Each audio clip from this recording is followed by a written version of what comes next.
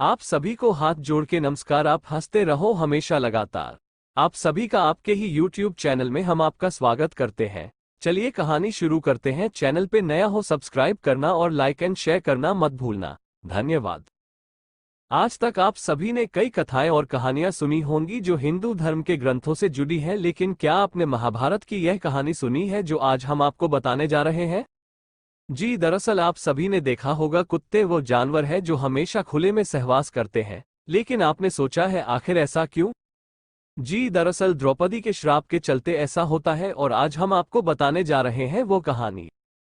पौराणिक कहानी शुरू होती है द्रौपदी के विवाह से। अर्जुन द्रौपदी से विवाह कर उन्हें अपने घर लाए तो मां कुंती ने अनजाने में ये कह दिया था कि जो भी वो लाया है उसे सभी भाई बराबर में बांटकर उसका उपयोग करेंगे, और इसी वजह से पांचों भाइयों को द्रौपदी से विवाह करना पड़ा था। कहा जाता है द्रौपदी ने भगवान शिव की पूजा करके उनसे वरदान मांगा था कि उन्हें बल, बुद्धि, कौशल, शौर्य और नैतिकता में परिपूर्ण वर प्राप्त हो। हालांकि द्वापर युग में ऐसा संभव नहीं हो सका। हर व्यक्ति में कुछ न कुछ कमी होती थी और इसी वजह से द्रौपदी को ये सारे गुण उनके अलग अलग पतियों में मिले और इसी कारण उन्हें 5 पांडवों से शादी करनी पड़ी थी। कहा जाता है जब अर्जुन द्रौपदी को शादी करके घर लाए थे तो मां के वचन का मान रखने के लिए पांडवों को द्रौपदी से शादी करनी पड़ी, और इसके बाद पांडवों में यह निर्णय लिया गया कि प्रत्येक वर्ष किसी एक ही पांडव के साथ अपना समय व्यतीत करेगी, और जो कोई भी इस निर्णय का दुरुपयोग करेगा उसे 1 वर्ष तक वनवास जाना होगा। ऐसे में जब भी द्रौपदी किसी पांडव के साथ अकेले में समय व्यतीत कर रही होती तो दूसरे पांडव को उस कक्ष में आना वर्जित होता था। वहीं इसी दौरान एक ऐसी घटना घटित हो गई जिसकी वजह से कुत्ते को ये श्राप मिला कि सहवास करते समय उनको पूरी दुनिया देखेगी।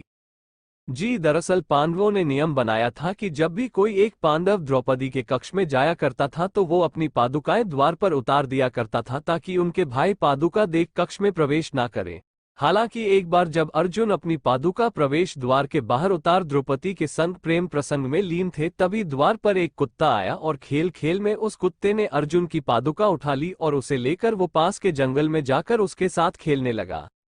इसी बीच भीम अपने कक्ष की ओर प्रस्थान कर रहे थे तो उन्होंने देखा कि द्रौपदी के कक्ष के बाहर कोई पादुकाएं नहीं है, और वो द्रौपदी के कक्ष में प्रवेश कर गए।